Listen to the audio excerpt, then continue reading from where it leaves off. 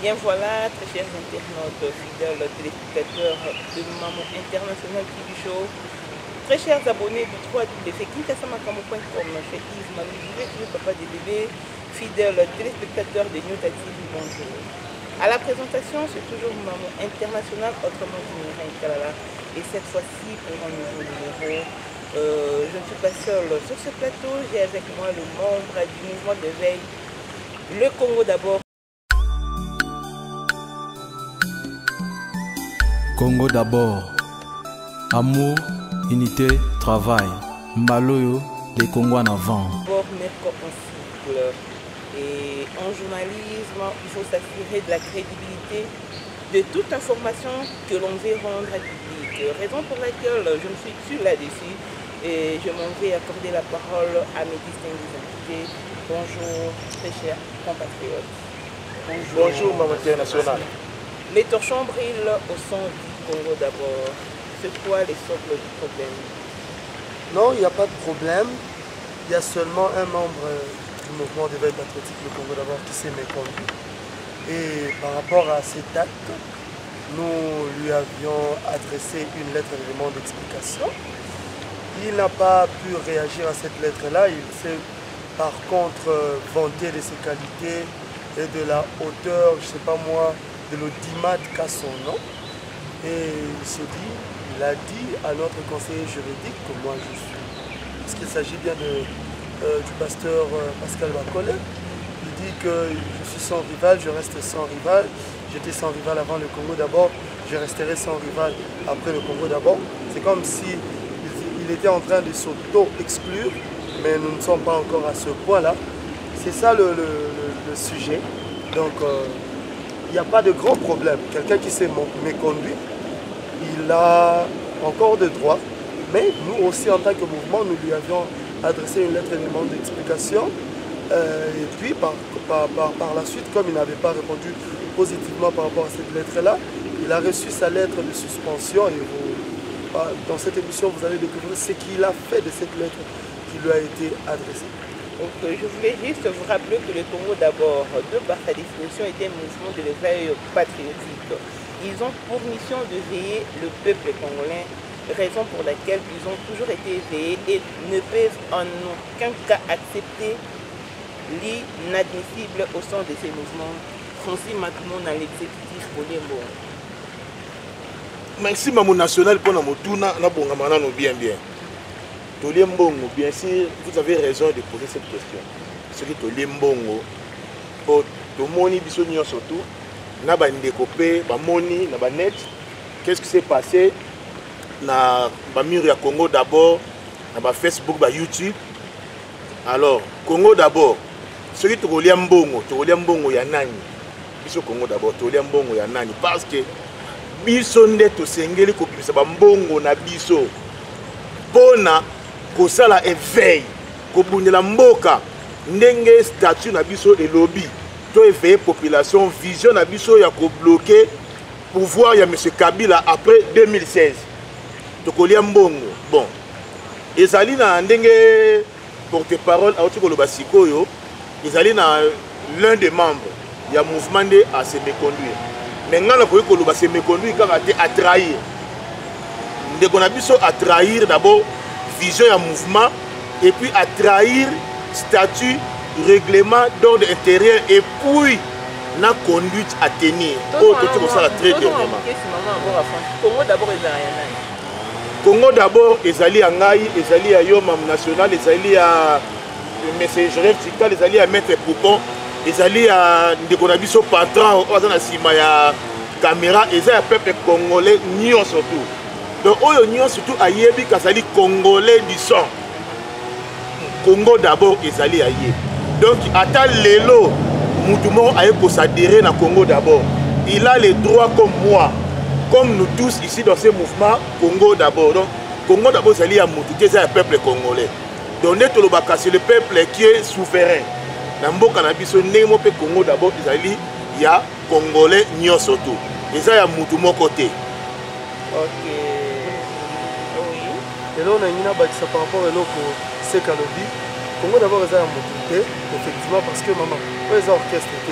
Pour ça, l'orchestre, pour balobisa l'album banzembo na bato babina eza mambo Congo eza mambo besoin engager ba congolais nyonso. Le mal chez nous les congolais c'est quoi? Au sangisi ba parce que nous tous ici nous sommes des cofondateurs ya Congo d'abord. En l'occurrence moi et le secrétaire, nous sommes parmi les cofondateurs ya Congo d'abord. Nous avons été là, nous étions là le premier jour quand le Congo d'abord naissait. To sangisa ki ba mayele Combo ya Congo d'abord, et Outa est pas secrétaire. Le nom, Congo d'abord. Et Outa, idée, Outa et pas M. Francis Matumona, qui est le secrétaire actuel. Ça veut dire que Congo d'abord est à Moutouté. Tu as des gens qui n'ont pas qui ah, on a dit que ça va idée, Yamalonga. Tu y es comme ma bisomon à Congo d'abord, respect à ma texte, autolingi, tout même en Penamboka. Ceux qui bisomon ce qu'on a Congo d'abord, respect à texte, tu salaki, tu bomiango, tu salango le soutien, bon, on a tout bon. Raison pour laquelle, biso na Congo d'abord, tu hôtel mais la makambo moni. Ata ceux qui ont membre Congo d'abord, au salelo comme on veut cadrer dans la texte. Mettre pour hôtel mais là. Biso vous de mettre pour la texte. Pour y aller au bar na ba papier. En tout cas, sur le plan kata porte-parole Maloba, Mam national la lenga na six sanono malamu na mutuna na yo.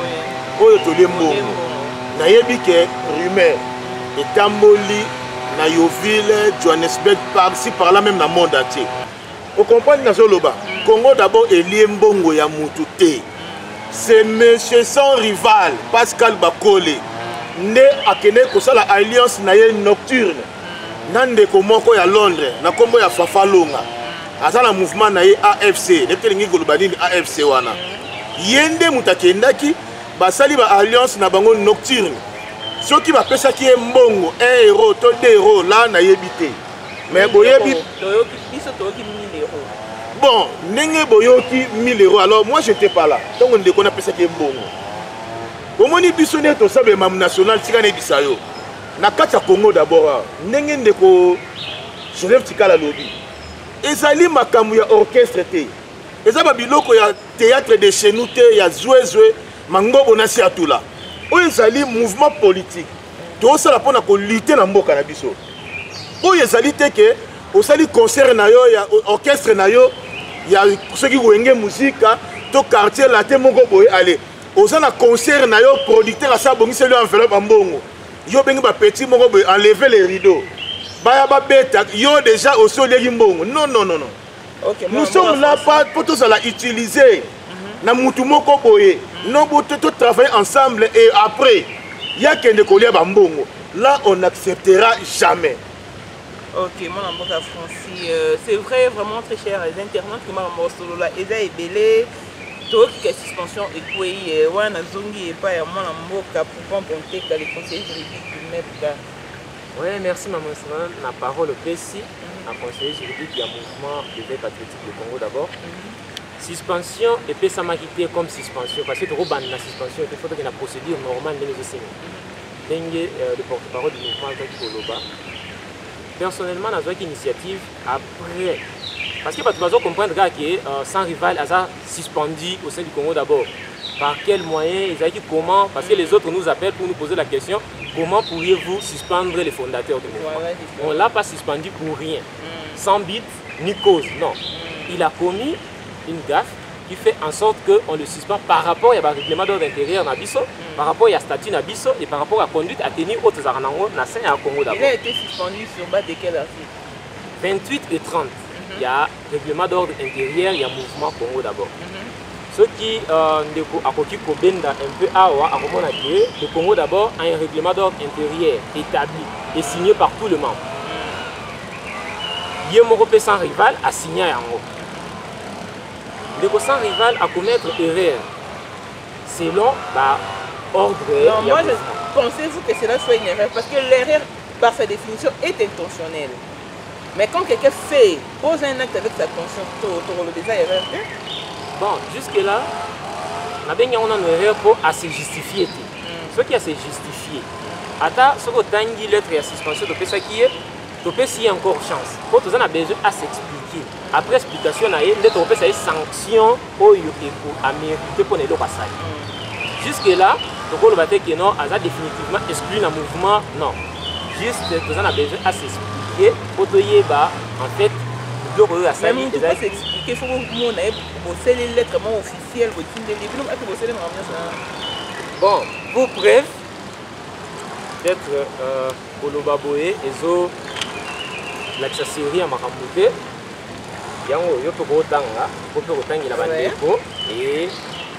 et la chose grave, la chose grave est que la présente lettre qui a été remise par le confrère sans rival a été déchirée en présence par sans rival, par la personne de sans rival. Ah bon? Quelqu'un qui s'est dit capable de diriger le Congo demain. Voilà. Comment c'est, je ne sais pas, ce qui montre à Jean Rwanda, Oyo, nous avons milité ensemble pour un changement, le respect des droits, établir un état de droit au Congo, à parvenir pour passer la lettre officielle au mouvement EPCI devant tout le monde. À Picadilly, je ne crois pas que Azo méritait confiance à la population congolaise. Oui, et il n'est pas digne d'être chef quelque part. Ok, permettez-moi de faire cette lecture. Mouvement de veille patriotique des Congo d'abord. Lettre de suspension à M. Pascal Bakole.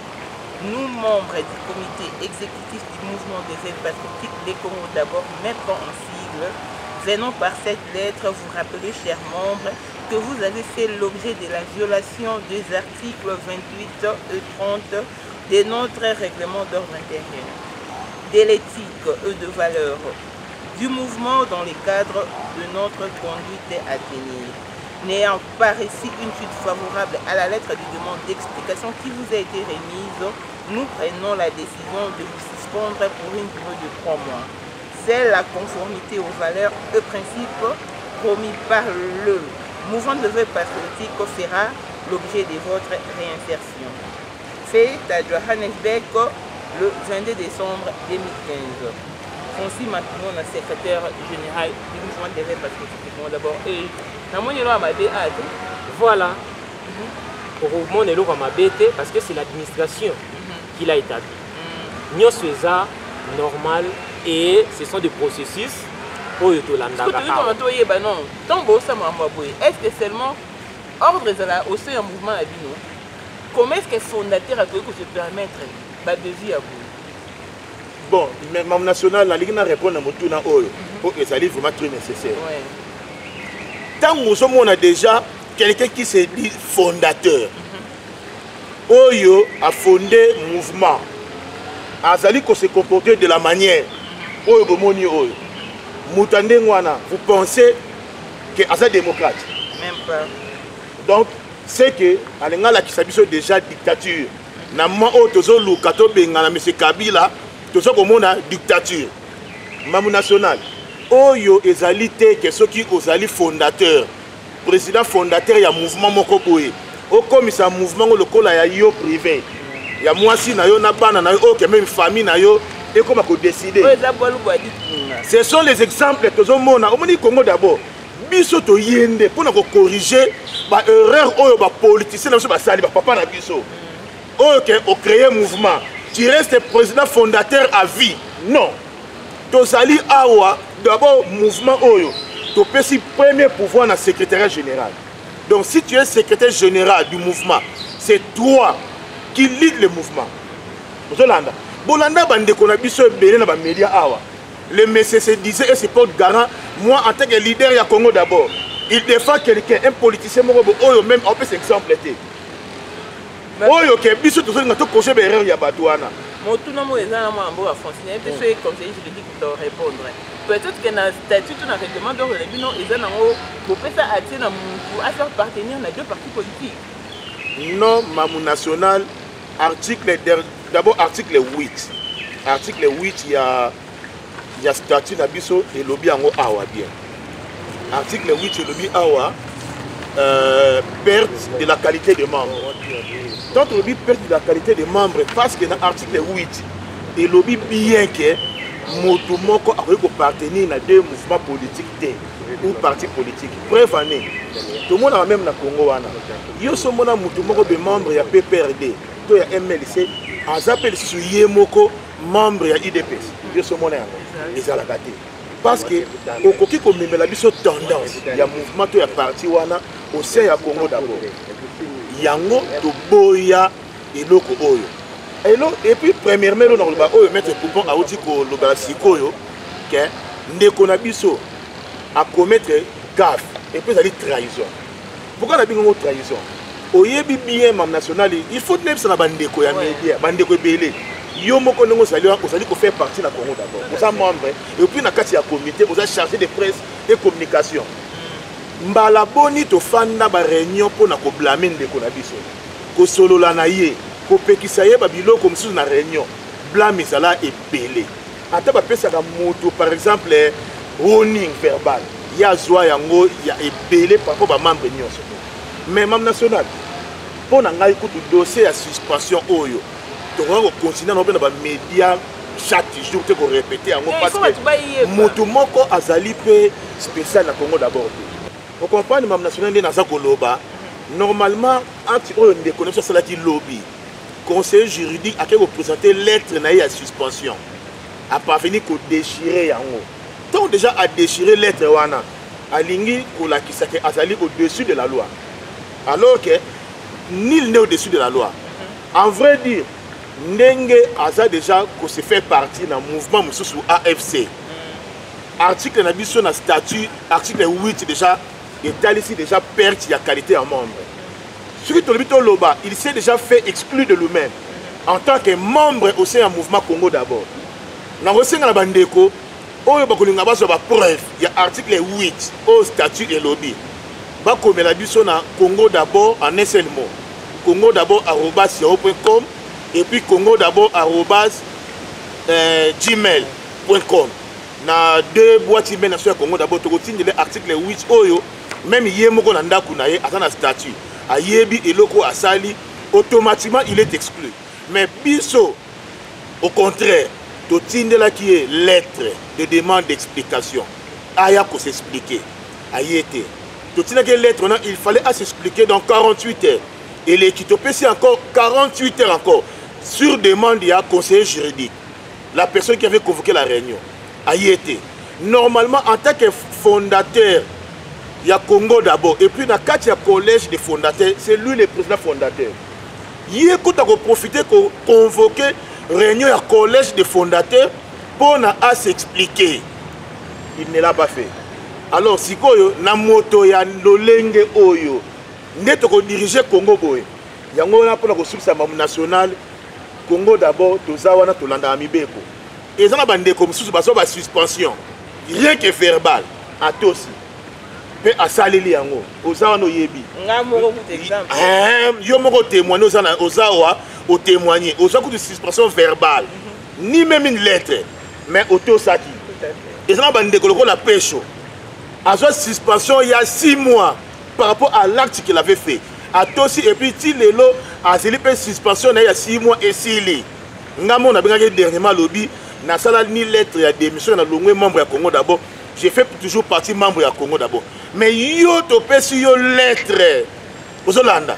Atako tout moi na nzamba on va dire que yo ndo landa Yesu Christ. OK, conseiller juridique dans on est pas non.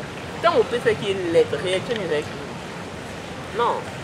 Réaction exacte quand il vient de diaboliser abatu non. Réaction exacte qui est non, lettre oyo et outil na comité de missionnaires et Congo d'abord azana ba procédure et belé au mutunyo soyebi soko za membre Congo d'abord oyebi de Congo d'abord évoluer. Congo d'abord, ils ont un groupe d'intellectuels, ils ont un groupe de fumeurs de chambre qui sont dans le Congo, ils ont montré ça la raté. Non, Congo d'abord, intellectuels, ils Sangana, ils créé le Rwanda, pour lobby, ils aider Congo, de la façon haute aux Lingela, pour instaurer l'état des droits dans le bureau. On appelle ces lettres, avant d'appeler sa lettre, on a expliqué. C'est moi en Boka, Pascal Bakole, na bolingo nyonso Congo d'abord aza nango envers yo. Na ndenge to bandisaki eloko ensemble, na ndenge opesaki ba idée et bandeko ba compléter na ba combo ti to sali yango ebimi to pesi ba impression ya bien et pas batou. Na kolinga te to perdre yo. Yango moni na osa ba démarche nyonso nazo défendre yo naza avocat na mouvement. Lettre ya liboso na pesaki yo ezalaki po sali eloko ebisi biso te oya ko se justifier. Ko se justifier te malgré wana nazaki na bolingo susu ya kobenga yo na téléphone. Ko saboter ngai peut-être saboter ngai comme étant individu. Na bibo na passé na compte na komba mouvement. Na tindi le lettre officielle na SMS que non ndeko yebaki limite to pesaki yo et l'équipe to baxeli yo susu lelo na minuit dimanche na minuit il faut convoquer réunion ou réagir. Pour confirmer dans le mouvement qui est, nous avons toujours respecté la loi et le mouvement et nous avons justifié peut-être que lobby ou après lobby ou réagir, mais autant de messages. Nous avons sali en côté, nous avons celle de la comité exécutif. Nous avons un simple conseiller juridique, nous avons chapeauté le secrétaire général, au biso à chapeauter le biso nyos. Nous avons à lobby. Na ensemble il y a comité exécutif que tout ça est lettre ya suspension totangi totali mabe oyo sali obuki mobeko tukumi balé na mwambi na tuku misatu tokopesa yo sanza misato ya bopemi aux asus na mouvement au sein ya groupe na biso ndeko atangi azarape na oyo ya ye privé. Chargé de presse privée. Voilà, chargé de presse privée na yepe atangi, aïe bielo comme abezalité, kenda kaka, omi limole pa bande pour expliquer bango problème, ba ko comprendre peut-être ba ko longo la sanction pour na CAwa, ba komi ke réinsertion na yo, eza possible, ce ko se justifier. Ndeko ayoki kanda, azumo kanda, ya polele apasoli yango na biteni mikende bomoni awa. Yango to lobi bon, na boye la pasola. Après, réaction à yo ezaki ni quoi compter. Na yo ki soni. Na yo kaki na nous soni, ya komona ndeko o tozo respecter biso surtout président ya collège de fondateurs a passé la lettre officiellement et devant le public. J'ai été touché na acte wana. J'ai failli pleurer. Oh, je suis juste sorti. Et bon tant a passé réaction ezaki ni a passé ya télémien na bien passé. Non, a passé ko pasoli ya ko s'en foutre na bato non a pasoli yango ya tamboli ya ke azupi attaché de presse privée na ye abengi ya biya to kenda bato donc azingo ndinga mutali boma na miso bato a respecter ngai te a respecter mouvement te a respecter Congo te o ezamboka to uti po mukanda oyo tozo sala ngo pour l'intérêt ya mutu te tozo sala ngo pour l'intérêt ya mboka mobimba il y a toute la nation qui se réunissent awa mais il ne nous a pas respecté. C'est là qui passe vraiment à mon Ok, très chers internautes, je sais que vous êtes en train de nous suivre à la loupe et là je me retourne du côté de M. Joseph Tikala. Mais attention, attention, ça vraiment c'est un Congo d'abord. Cela n'exclut pas au Griffatamolo concernant le dialogue, tout le Congo. Position Congo d'abord, les amis face au dialogue. Dialogue est à Congo. Il n'y a pas de dialogue dans le Congo. Dialogue au Bangaba Salawana. Ceux qui Bangaba Salawana dialogue dans le Congo, déjà j'ai dit ça avec toi sur un plateau. J'ai dit que si on a besoin de ça dialogue, va ça dialogue dans le Congo, mais va violer les constitutions à la c'est ça notre problème. Va ça la dialogue. Les appels on va les sauter ok.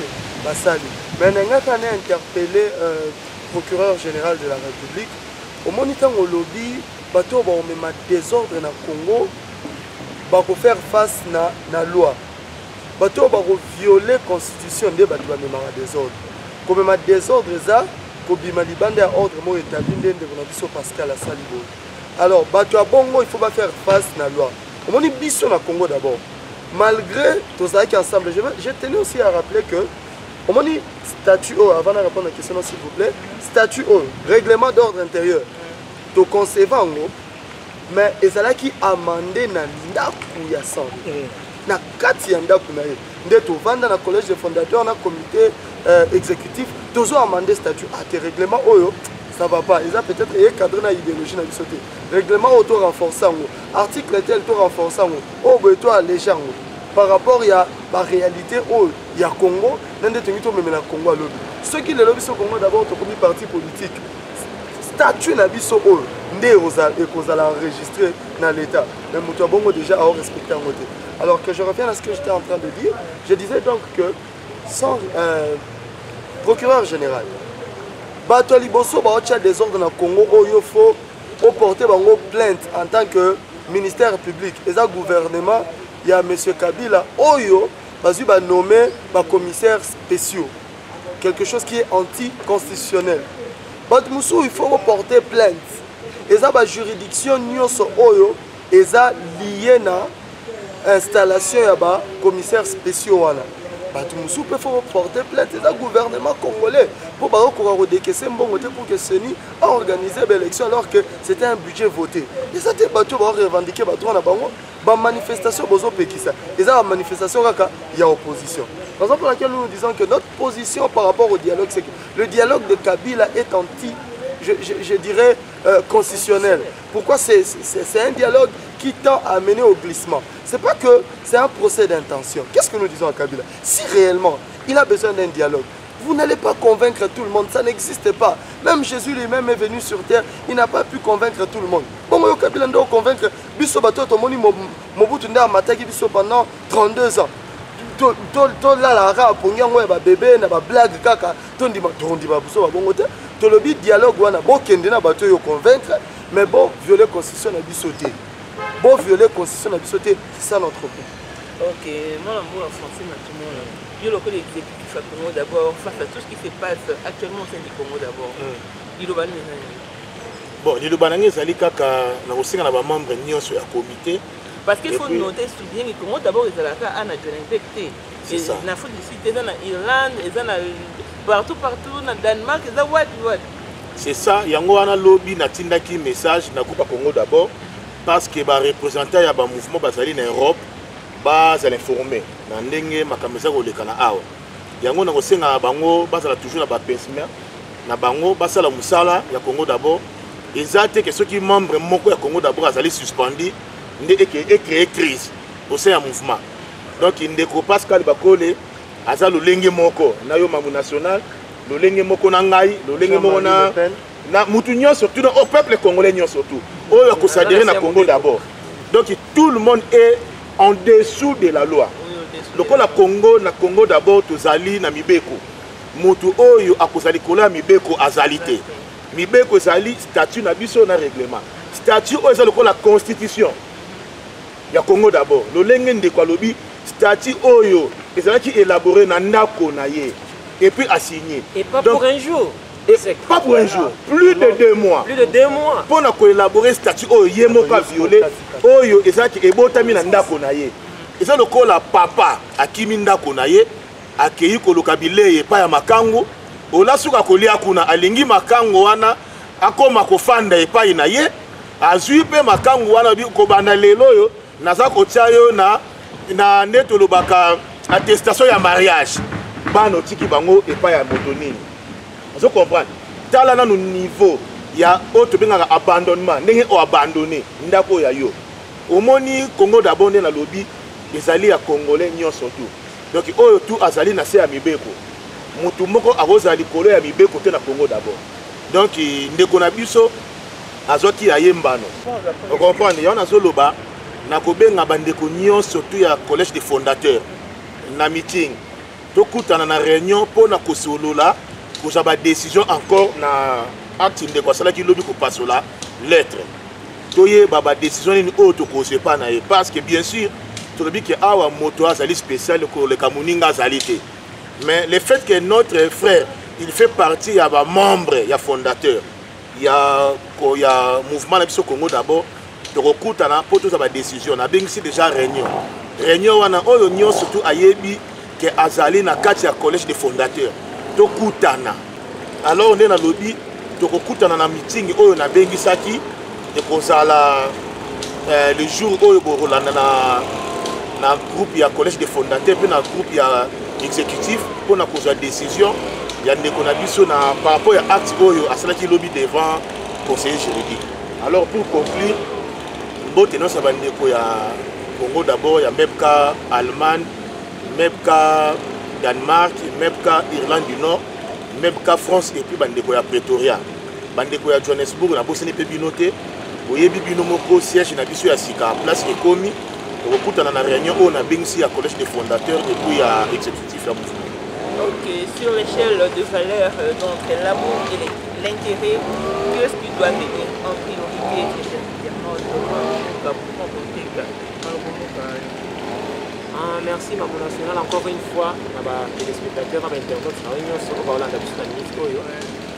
j'aimerais juste rappeler la population congolaise, surtout nous, pour tous les bandes awa, et on peut s'engager dans le bureau pour s'engager pour nos sentiments ou pour nos intérêts personnels. Ça me ferait très mal de voir encore un autre Congolais lobby où il y a l'Union au Congo d'abord ensemble.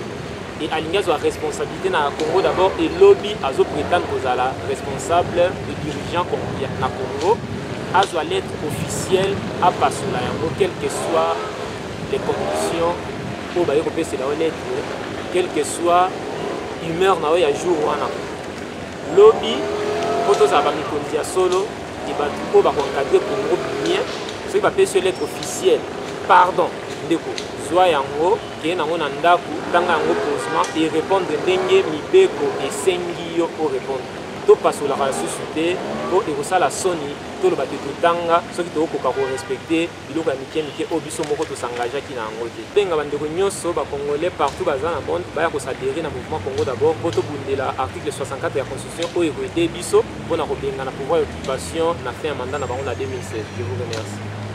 Oui, un jour l'on est, oui, un jour l'on s'en va.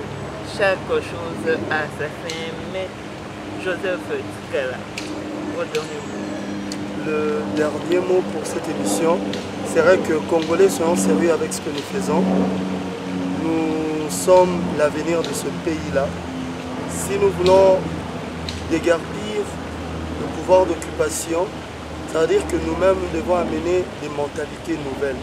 Le Congo ne sera jamais construit par notre savoir seulement, par nos compétences seulement ou par notre dimat, mais le Congo sera beaucoup plus construit lorsque nous respecterons les textes que nous établissons. Raison pour laquelle nous sommes aussi ici plutôt assis en train de combattre le pouvoir de Kabila, parce que nous ne comprenons pas quelle est la motivation qui pousse l'homme qui a rassemblé entre guillemets les rébellions de l'époque et la classe sociale politique de l'époque pour amener la constitution actuelle. Quelle est la motivation qu'il a aujourd'hui à détruire cette même constitution, fruit du bain de sang des Congolais, du massacre de plus de 8 millions, de plus de 10 millions de morts. Surtout combattre le pouvoir ya Kabila, c'est parce que Mabé Zali. Naba groupe nyonso oyo tozo bundela boka na biso libanda tocha sérieux. Et puis mutu nyonso alinga contacter Congo d'abord. Contacter Congo d'abord de manière légale. Pour contacter Congo d'abord et pas secrétaire général. Moi qui vous parle aujourd'hui en tant que porte-parole, j'étais hier secrétaire général. Aujourd'hui, je suis humble de reconnaître M. Francis Matoumona comme secrétaire général. N'est-ce pas que Sarkozy qui était président de la République, aujourd'hui, il est président des Républicains.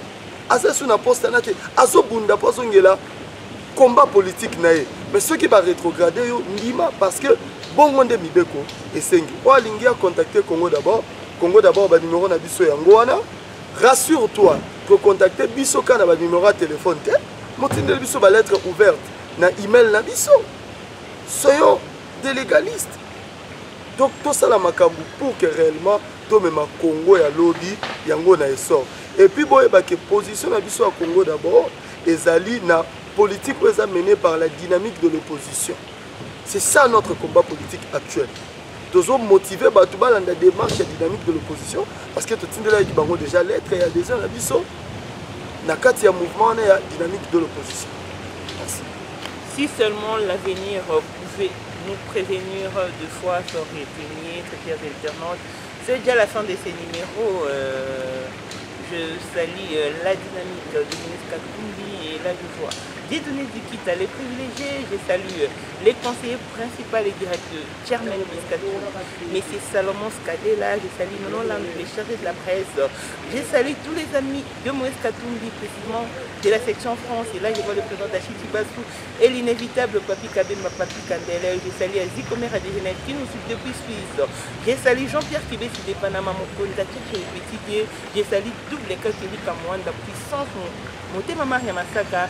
Et également, j'ai saisi cette occasion pour saluer Yves Manou, ses papas des bébés et tous les habitués des mamans internationales du show. Restez branchés, puisse Dieu nous combler de ses bontés inépuisables. Lancez-vous au prochain numéro et en passant, n'oubliez pas de cocher un like sur ma page Maman Internationale officielle TV Channel et sans oublier Paul Monde, notamment du proche qui est une modèle, toujours dans le système One Way. On se retrouve au prochain numéro. Bye bye.